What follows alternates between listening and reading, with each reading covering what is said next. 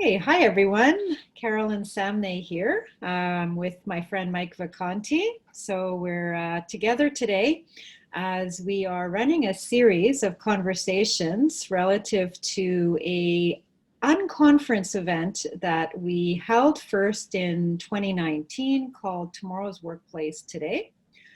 And as most other events in 2020, we were booked to be live April of this past year. And unfortunately, with events of the world, we had to shift gears. And the event got canceled, well, at least for now, postponed. And in its place, we decided to take the theme for our year, which was moving from fear to courage and finding our 1 degree of power to affect change. So when we talk about 1 degree, it comes from the notion of the fact that the difference in 1 degree from water still to water boiling is enough to move a steam train. So that 1 degree can be quite powerful and quite effective. So the theme of our conference, Tomorrow's Workplace Today, really was to help people tap into their 1 degree, to find that one thing, the one action, the one word, the one thought that would be enough to shift something of relevant importance to the person. So, Mike, thanks for being here today. Really happy to be in conversation with you. So, Mike Vacanti, where do we start with Mike? Besides an overall great human being, Mike, I know you've said you believe that it's more than what we accomplish, it's who we become along the journey. So, powerful words. Your mission is to lift others, help empower people to discover their potential, embrace a growth mindset, and achieve at inspired levels. So, big mandate, big mission. So, Mike, I know you've done a lot of amazing things in the last little while, amongst them being authoring a book called Believership, which everyone needs to read. Great concepts in there. And also the founder of Humans First, which is a great movement that brings people from around the globe, if I'm not mistaken, who aspire to a similar mission to exchange, empower each other, and sort of spread the message. So, Mike, welcome, and maybe just tell us a little bit about who is Mike beyond what I just noted. Thank you. I'm thrilled to be here, as you know, and it makes me feel so good, Carolyn, to hear you say my friend Mike Vacanti, Mm, because we've had a chance to be together, and yeah. and I love that connection and resonates so well with the work that you're doing. And I love Montreal, so I could not have been more excited to be coming up Oh, there in April to experience this with everyone. It's brilliant in concept, and it was such an exciting time because I think we're moving into that period of of change. At that time, even discovering what was possible, and now we're in that period of being forced into accelerating our understanding of what's possible in kind of a now, near, and next. So this is such a great topic at an even more critical time. And a little bit about me is I've been through a long career that's had many different stops. I've reinvented my career 4 different times, and mm, there's the last 20 years I've gone through 5 really large publicly traded company mergers and acquisitions where I was dropped in at people that were in flux, dealing with fear and doubt and chaos because everything had changed around them. right. And while I stepped into that and did the work and led those teams, and I probably did more learning than anybody through that because I got to experience that change process with so Mm, many different people and learn so many different perspectives. And So I guess the most about me is, I'm sitting here with all those experiences now, and that long resume, right? The older you get, the Yeah. longer your profile becomes. Is, I'm the grayest haired small child on the planet. I'm still learning at such an accelerated rate. Which is a fantastic thing. I like the adage of the only time you should stop learning is when you're 6 feet under. So I think learning is lifelong. Yes. So, having had such an amazing career and having seen so many things come and go and changes happen, what led you to a place where now you're leading something called Humans First? So, where in your trajectory did you feel this calling or need or desire to launch this movement? Yeah, thank you. I mean, I love hearing when people call it a movement. It sounds really funny coming out of my mouth. So I mean, I embrace it, but it's still it's new to me, right? And so it wasn't a grand ambition to start with. Um, 4.5 years ago, Carolyn, I was finishing this fifth merger and acquisition. I took an apartment out in Seattle for 2 years. A Chinese company had bought an American company. They had their core operation out in Seattle for me to go in and bring together and run the two entities and kind of merge them. And it was a highly diverse group. The core part of the 31 core people on the team were from China. We had many different immigration programs in place at one time. A lot of folks from India on our team. 170 plus people billing out at clients on projects. Microsoft was a core client. So jumping into that and understanding the landscape was very interesting, and it forced me to use all of my skills. And it was such a heightened level of opportunity and learning. And but it came to an end. They decided to not put the two companies together after No. 2 years, operate them separately. So I was done, 55 years old, an apartment in Seattle, and at that point I was looking at what is next. What do I want to do? And the things I had been doing and chasing and operating for so many years didn't. It was very fulfilling in its own way, but it was empty in another way. Interesting. And so I was looking at what do I do next, and there was some personal reflection and discovery in that. So when I came back to Minnesota, I hired a coach and went through a deep 360 assessment of what were people's experiences during all those mergers and acquisitions. 40 different packets went out, and I got a lot of 360 feedback. Yeah. And that helped identify that what was a common denominator is people believed in what we were doing together, which is why my teams always succeeded so well. So the word believership was invented back at that point. Interesting. And I built programs around that and took that out to companies for a while. And in doing that work, the consulting work and doing those workshops, I really started to understand that people are kind of broken, that the processes and the structures we work in aren't serving people that well.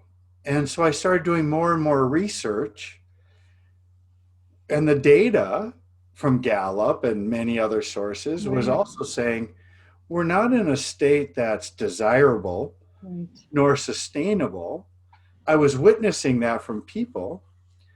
And so this idea of we can really do better, I wonder how we do better. And so it's more of a question of what happens if we get people in the room and simply ask them, what's it like to be human in the workplace today? And it started as an experiment, as an idea to bring people together and have open, real discussions in a safe place. And And so when that started, people started raising their hands, different cities around the country, and Wow. all of a sudden we were 15 live events in, and weekly calls had started up, which now there's 4 weekly calls around the globe. And um, Amazing.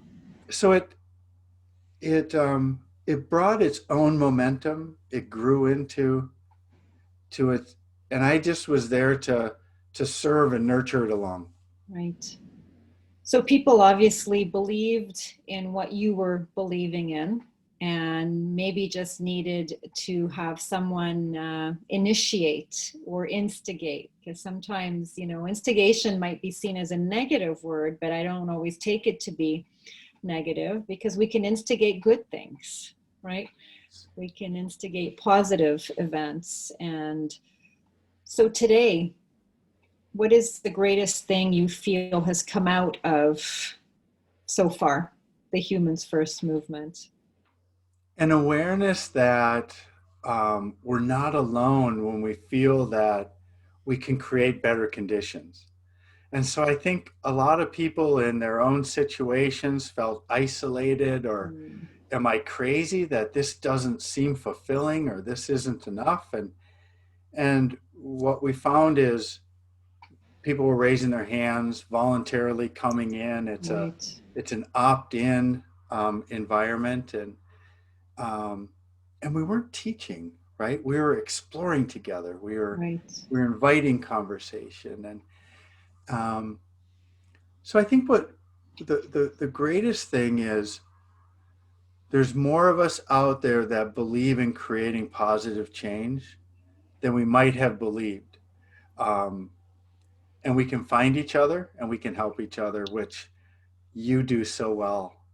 And that's why it's fun to be a part of this.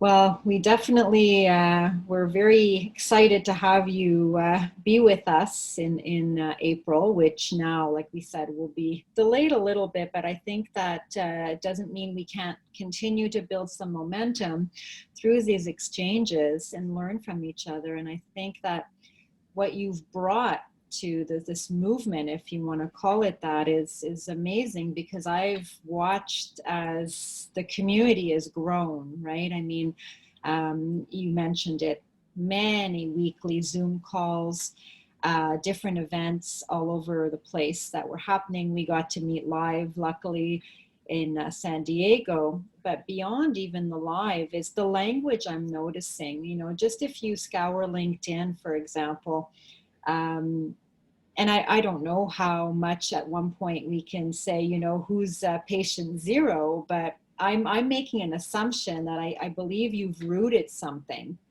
that has grown into so many directions and so many tentacles. So is that something that you ever sit back and think about? Does it ever amaze you, or like, what are your thoughts around, like, what are you noticing around the growth of this, or Yeah, thank you for asking that.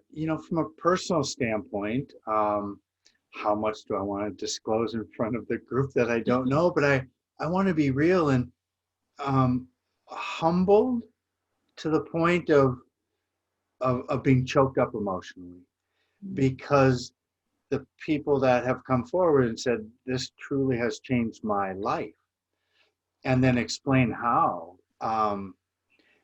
I I didn't see that, right? Like that uh, wasn't in the it vision. wasn't in the It vision, was to right? create the opportunity to explore with no business objective other than, can we create energy that can be shared by everybody so we can benefit from each other's experiences. And there's a book that's going to be coming out. It's in the process, it's near completing, where 26 people who have been very engaged in the Humans First network or club movement are telling their stories of how dramatically it's affected their life. And the beauty of it, Caroline, is that um, it's the relationships that were created inside that then led to collaborations outside, Yeah. and people going on and finding their strength, their power, their ability to make a 1 degree shift or a several degree shift. Mm,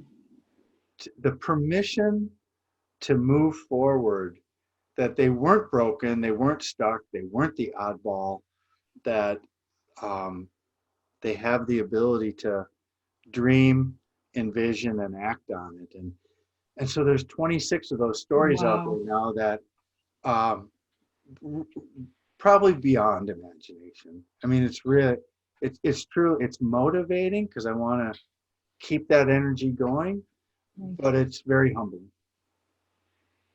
And so when we talk about believership, there's a believership one already hot off the presses. So if you could highlight one or two key messages from that book that you would really want people to sort of reflect on or think about, what would that be?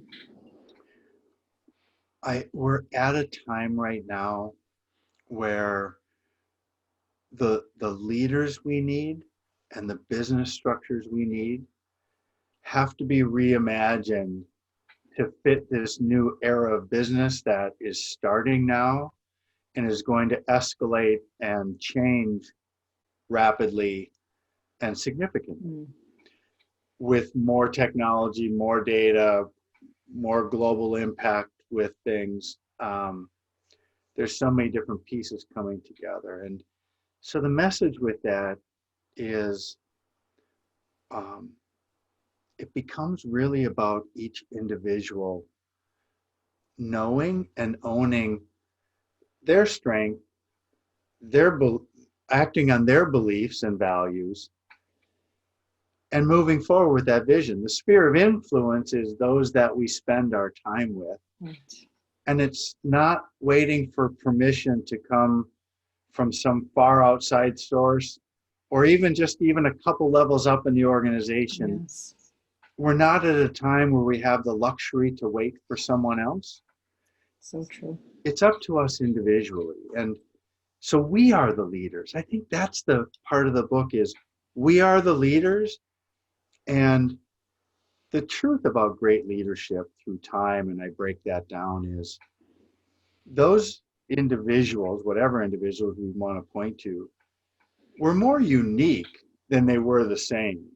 And I think that's something to remember that each of us are brilliant in our uniqueness, and the pattern of assimilation will lead to being less of ourselves, not, Mm, not more of ourselves.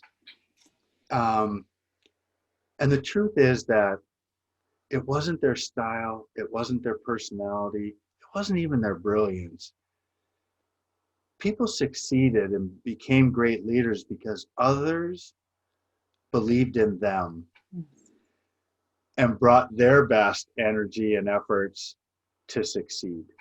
So leadership has to be about a group, and it's yes. about others believing in what they're doing because of you. Yes. Amen. So true. So, what word of advice would you give someone who's been feeling, let's say, somewhat dissatisfied with the state of whatever, the condition of the culture of where they work, or whatever is it that they're dissatisfied with and feeling stuck or feeling disempowered, let's say? Any advice you might give someone? Yes. I'm going to bring it into really current state, right? Because it's a little bit contrary to what we've been told in this time of, of pandemic, where Mm, we have restrictions, we're locked down. Somehow people thought we would have more time, and it seems like there wasn't more there's time. no more time. Uh, so instead of picking up a hobby to fill those times, or finding something outside of what's core to what you're doing, the the the encouragement I would give people, Carolyn, is to um, really look inside first Mm, at what is important to you. What are your priorities? What are your values? Where do you find joy? And then don't wait. Go fast. mm, Don't sit in this period of waiting. Don't use this pandemic as downtime to to wait and mm. and um, and be patient. Like it's, I believe that knowing ourselves, change comes from the inside and then is expressed out. We're either creating change or it's happening to us from the outside. Yeah. And so the encouragement is, if we wait for permission from someone else, or we wait for an action of another, we will always be waiting. Yes. And it will always come to us less acceptable than if we created ourselves. So true. So true. Those are great words of advice. And that's what we hope to do, is inspire people to find that 1 degree. Again, you know, the shift doesn't have to be monumental. It just has to be, right?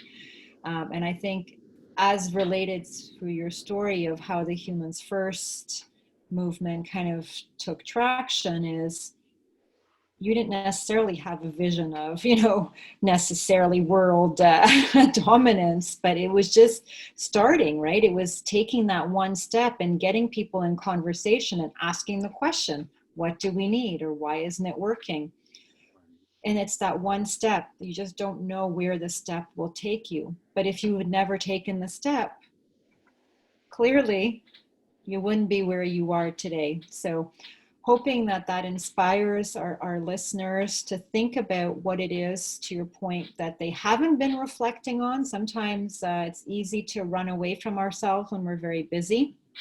So if there's time to be found right now because of restrictions and lockdowns and whatnot, maybe it is an opportunity to take that time and not just maybe burn it with Netflix, but to, I'm not saying no Netflix, but maybe some time for reflection and for asking yourself the question of, what's the thing I've always wanted to change and have always been afraid to, didn't know how to, and to really dive into that a little bit. So really appreciate being here with you today, Mike. I always learn something. I always, have one more thing to think about as I leave our conversations. So invite our listeners to do the same. Take a minute to think about what it is that next thing would be that you would want to see happen. And don't wait for the person next door or someone else to do it. There is no time like now. And as they say, change really is an inside job. Yeah. So, and that fear gets in our way sometimes, doesn't it? And I think that moving from fear to courage is so critical.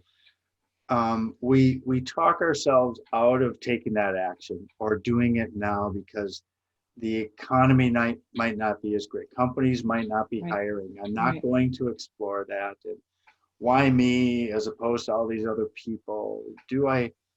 And those are doubts that we all have. And I'll share with everyone that they don't go away when your hair goes gray. That even rhymed. Darn it. So it's I think experiences give us the courage, if you will, to know we can step through that because we've done it many times along the way. And the younger we are, or the earlier we are in our career, we haven't had those, oh, I remember my resilience. I remember my perseverance through that. I know I'm strong enough. I know I'm good enough. And that courage is just the gentle reminder that you are worthy of good things. You are deserving of pursuing that which makes you fulfilled and happy. And it's your step. And the beautiful thing, you can reach out to a network like Humans First Club and find people that will support you to help you with the confidence to move beyond that. Yes. So to that point, Mike, do you want to give us maybe where people would go find out more about Humans First? Is there a website, a LinkedIn page, anywhere that we be able to point people? Sure. There is you can find many of us on LinkedIn, and there is a LinkedIn group page just called Humans First. And the website is humansfirst.club, CLUB. I'll refresh the website. It will look better, but the call links are out there. There's a form that people can fill in and get to me, and you'll be invited in. As I say, it's the least exclusive club you'll ever join. Wonderful. And also, if people are looking for your book, Mike, can they find it on Amazon, or where would they be able to obtain a copy? It is on Amazon, Mike Vacanti, Believership, and it should pop up. There's a digital version, so there's a Kindle version and a paperback version, um, and I believe it's available all around the world. Excellent. Well, Mike, thank you so much. It's been a real pleasure, and I look forward to our next conversations. And I invite you all to look up Mike, whether on LinkedIn, through the website, or through his book. Look forward to our next chat. Thank Thanks, you. Mike.